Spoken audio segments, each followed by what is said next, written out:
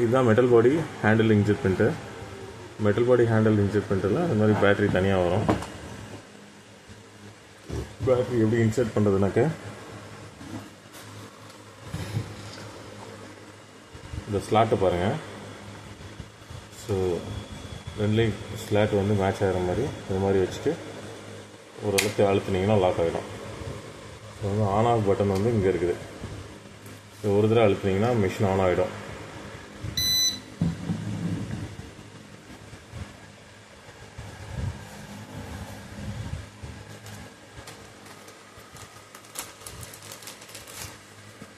So இப்போ இது புது மிஷினு, அதனால் வேறு லாங்குவேஜில் இருக்குது. லாங்குவேஜ் மாற்றுறேன், இங்கிலீஷ் மாற்றிட்டேன். இப்போ புது மெசேஜ் எப்படி க்ரியேட் பண்ணுறதுன்னு இதில் காட்டுறேன். இதில் நியூ இருக்கு இல்லையா, நியூ கிளிக் பண்ணிங்கன்னா இது மாதிரி ஒரு இது கேட்குறோம். ஓகே கொடுத்தீங்கன்னாக்கா புது விண்டோ ஓப்பன் ஆகிடும். புது விண்டோ ஓப்பன் ஆனதுக்கப்புறமா இதில் வந்து நீங்கள் என்ன வேணுமோ மெசேஜ் க்ரியேட் பண்ணலாம். இப்போ உங்களுக்கு 2 லைன் வேணும், 3 லைன் இல்லை 4 லைன் வேணும்னாக்கா ஒரு லைனாக டைப் பண்ணி தான் ஆட் பண்ணோம். இப்போ ஃபஸ்ட் லைன் ஆட் பண்ண போகிறேன். இந்த ஆட் இருக்கு இல்லையா, ஆடு கிளிக் பண்ணிவிட்டு டெக்ஸ்ட்டு கிளிக் பண்ணி இதில் என்ன வேணுமோ நீங்கள் டைப் பண்ணலாம். ஃபஸ்ட்டு பேட்ச் நம்பர் வச்சுக்கோங்களேன், பேட்ச் நம்பர் போடுறேன்.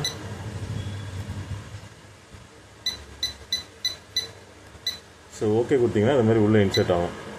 இது சைஸ் வந்து ரொம்ப பெருசாக இருக்குது. ஸோ இது சிறுசாக்கிறதுக்கு வந்து இங்கே இருக்கு இல்லையா A-, இதை அழுத்தினீங்கன்னா சின்னதாகும்.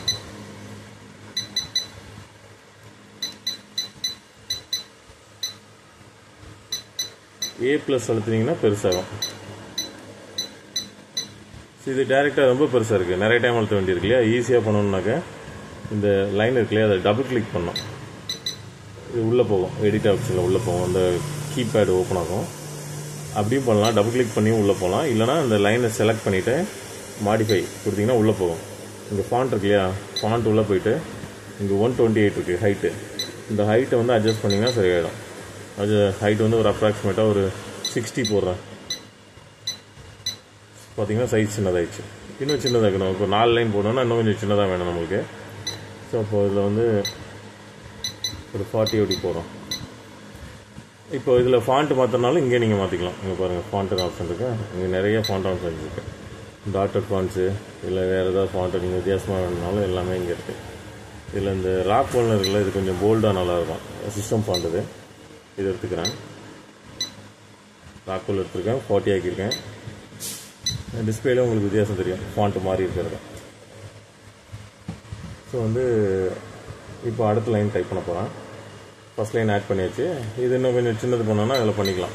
இப்போ நீங்கள் இந்த விண்டோக்குள்ளே இந்த ஹைட்டில் எவ்வளோ மெசேஜ் டைப் பண்ணுறீங்களோ அதுதான் பிரிண்ட் ஆகும். இதுதான் 12.7 mm கணக்கு. இந்த 12.7 mm இந்த ஹைட் இருக்குல்லையே, அதுதான் 12.7 mm கணக்கு. இந்த ஹைட்டில் வந்து இந்த இதில் எவ்வளோ டைப் பண்ணுறீங்களோ அதுதான் பிரிண்ட் ஆகும். ஸோ இது ஒரு லைன் போட்டிருக்கேன். நம்ம லைன் ஜாஸ்தி பண்ண போனால் நீங்கள் மற்ற லைன்ஸை வந்து கொஞ்சம் சின்னது பண்ண வேண்டியிருக்கும். கவுண்ட் ஜாஸ்தி பண்ணிங்கன்னா சைஸ் ஃபாண்ட் சைஸ் வந்து சின்னது பண்ணணும். இப்போது செகண்ட் லைன் ஆட் பண்ணுறேன்.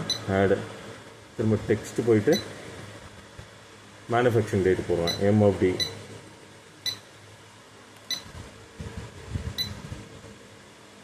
ஸோ இன்னைக்கு டேட்டு போடுறேன்.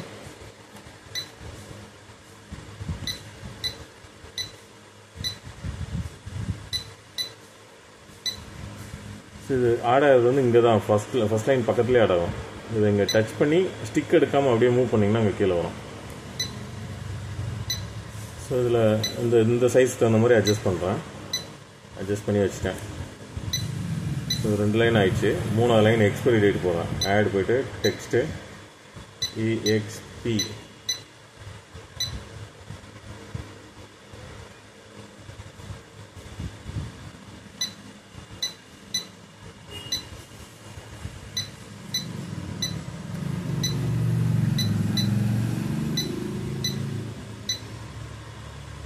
இங்கே ஆட் ஆகிடுச்சு. மூவ் பண்ண போகிறேங்க. மூவ் பண்ணியாச்சு. ஸோ இந்த சைஸ் வந்து கொஞ்சம் பெருசாக இருக்குது, சின்னது பண்ணுறேன்.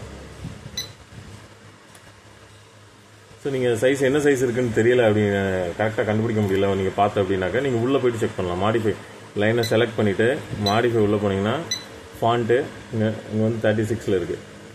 First line. ஸோ அதே மாதிரி இதில் செலக்ட் பண்ணிவிட்டு மாடிஃபை ஃபாண்ட் 36.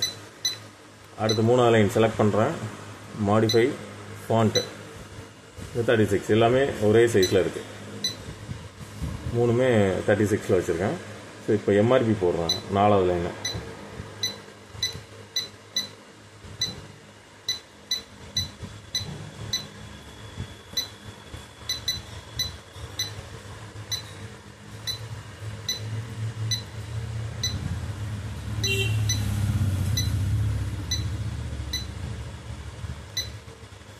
இந்த ஸ்க்ரீனை டச் பண்ணிவிட்டு இப்படி மூவ் பண்ணிங்கனாலும் ஸ்க்ரீன் மூவ் ஆகும், டோட்டலாக மெசேஜ் ஸ்க்ரீன் மூவ் ஆகும். இந்த ஆரோவை யூஸ் பண்ணி நீங்கள் ஸ்க்ரீன் மூவ் பண்ணலாம். முடிஞ்ச அளவுக்கு இந்த எட்ஜ்லேயே வச்சுக்கோங்க, டெட் எண்டில் வைங்க எல்லா லைன்ஸையும். ஸோ அப்போ தான் கொஞ்சம் பெர்ஃபெக்டாக பிரிண்ட் ஆகும்.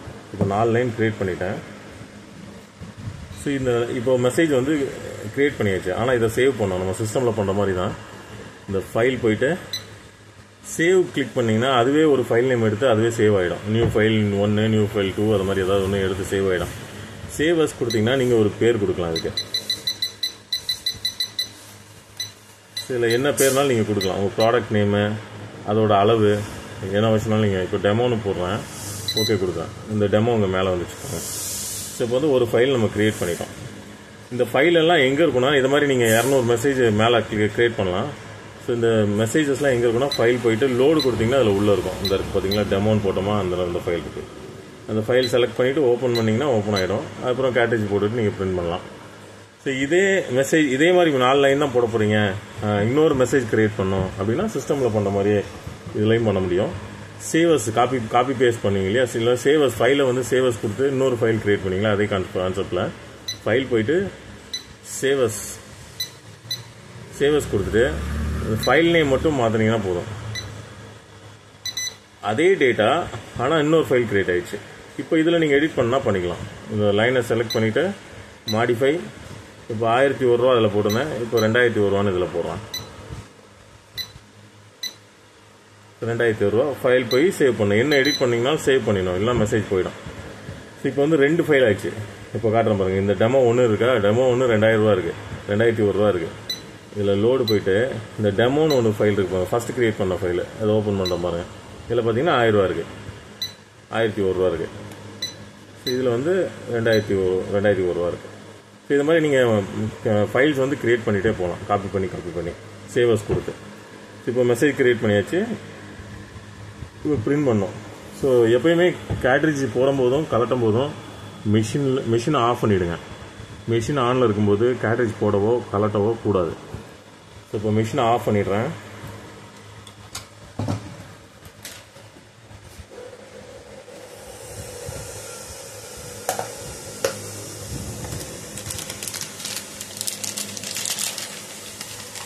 ஸோ கேட்ரிட்ஜ் வந்து இது மாதிரி வந்திருக்கும் உங்களுக்கு.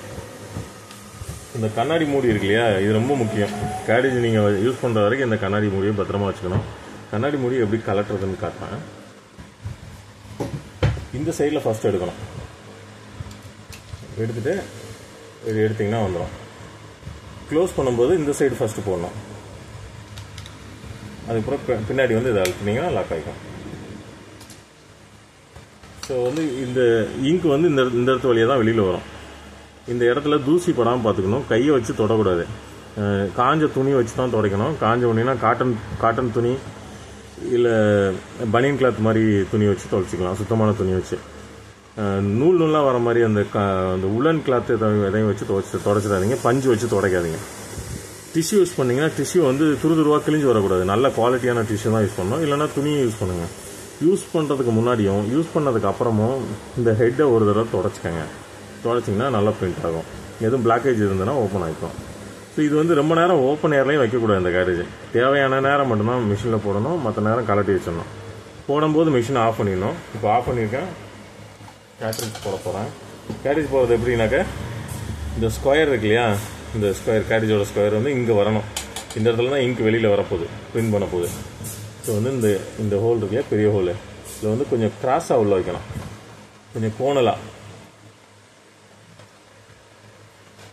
கோணலாக உள்ளே தள்ளி வச்சுட்டு இந்த இடத்துல ஒரு தடவை தள்ளுங்க, லைட்டாக தள்ளுங்க. தள்ளிட்டிங்கன்னா செட் ஆகிடும். அதுக்கப்புறம் இந்த லிவரை அப்படியே அழுத்தி விட்டுருங்க. இப்போ பார்த்தீங்கன்னா இது ஃப்ளாட்டாக அங்கே வந்துச்சு, அந்த ஸ்கொயர் வந்து ஃப்ளாட்டாக வந்து உட்காந்துச்சு. இப்போ மிஷினை ஆன் பண்ண போகிறேன். ஒரு தடவை அழுத்திட்டிங்கன்னா ஆன் ஆகிடும். மிஷின் எப்போயுமே கீழே டேபிள் வைக்கிறீங்கன்னா இது மாதிரி வைங்க, இல்லைனா தலை கீழே வைக்கணும். அது மாதிரி வைக்கணும். வச்சிங்கன்னா சேஃப், கீழே விழாது, டிஸ்பிளே எதுவும் டேமேஜ் ஆகாமல் இருக்கும்.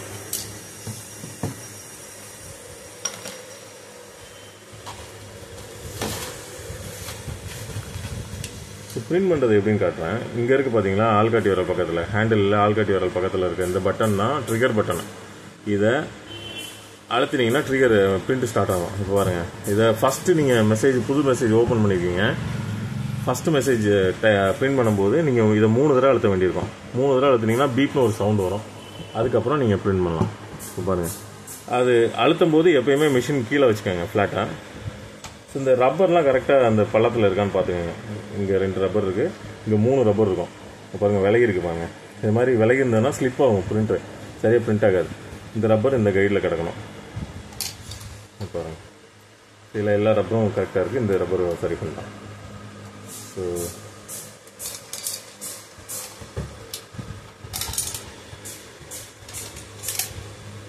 இப்போ பிரிண்ட் பண்ணுறோம்.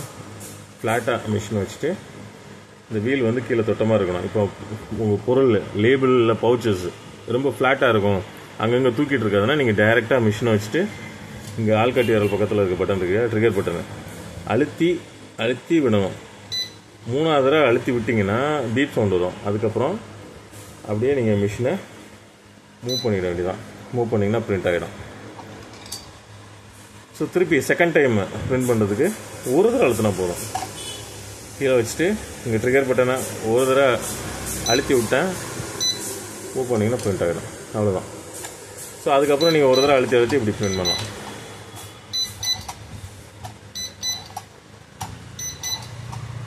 ஸோ அவ்வளோதான் கான்செப்ட். இப்போ இதில் டார்க்னஸ் ஏற்றணும்னு நினச்சிங்கனாக்க இந்த பிரிண்ட் செட் இருக்கு இல்லையா, நீங்கள் பிரிண்ட் அடிச்சுட்டு இருக்கும்போது தான் அது வரும். இந்த ட்ரிகர் ஸ்டார்ட் பண்ணதுக்கப்புறமா ட்ரிகர் ஸ்டார்ட் பண்ணதுக்கப்புறம் இந்த பிரிண்ட் செட்னு ஒரு ஆப்ஷன் வரும். இதில் உள்ளே போனீங்கன்னா இது பிரிண்டர்னு இருக்கும். இதில் கிரே ஸ்கேல் இருக்கு இல்லையா, அதில் ரொட்டீன்றது லைட்டு, நார்மலை விட கொஞ்சம் கீழே. போல்டுன்றது நார்மல். போல்டு வச்சுட்டு இப்போ அடிச்சு காட்டுறோம் பாருங்கள். பிரிண்ட்டு டார்க்னஸ் மாறும் பாருங்கள். டார்க்னஸ் வித்தியாசம் தெரியுதா? கீழே இருக்கிறது ஃபஸ்ட் அடிச்சது, மேலே இருக்கிறது செகண்ட் அடிச்சது. டார்க்னஸ் ஏற்றிருக்கேன், நல்லா டார்க்காக வந்துருக்கு பாருங்கள். ஸோ அவ்வளோதான். இப்போது இதில் ஒரு பிளேட் ஒன்று உங்களுக்கு வந்திருக்கும். ஸோ அந்த பிளேட்டை எப்படி யூஸ் பண்ணுறதுன்னு சொல்கிறேன்.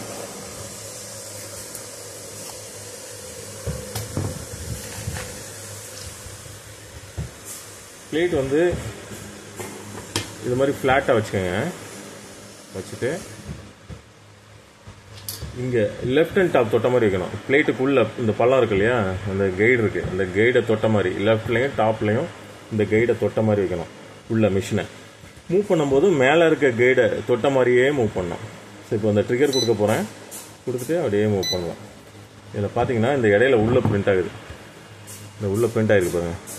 ஸோ இதை என்ன பண்ணணும்னா ஒயிட் பேப்பரில் வச்சு இது மாதிரி பிரிண்ட் பண்ணிவிட்டு பிளேட்டை எடுக்காதீங்க. எடுக்காமல் பிளேட்டில் வந்து எந்த இடத்துல பிரிண்ட் ஆகுதுன்னு இந்த இடத்துல ஒரு மார்க் பண்ணிக்கோங்க. இந்த மேலே கீழே இதில் ஏற்கனவே மார்க் பண்ணி வச்சுருக்கேன்.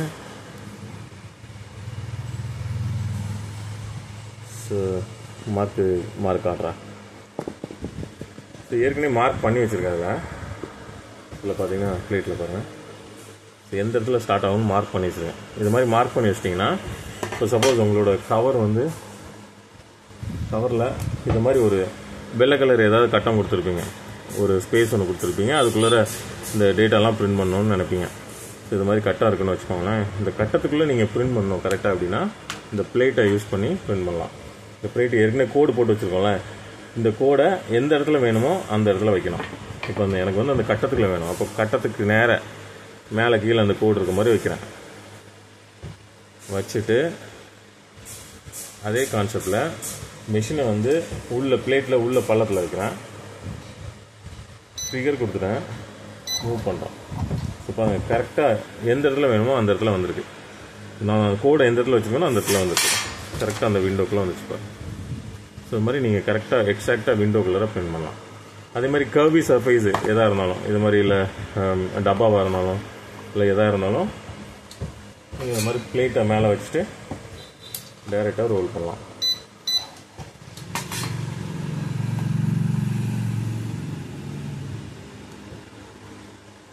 தெரியுதுங்களா? ஸோ அவ்வளோதான் கான்செப்ட். இதில் வேறு எதுவும் டவுட் இருந்ததுன்னா எனக்கு கூப்பிடுங்க, நான் எக்ஸ்பிளைன் பண்ணுறேன். தேங்க்யூ. நான் ஜஸ்மேக்ஸ்லேருந்து ஸ்டான்லி.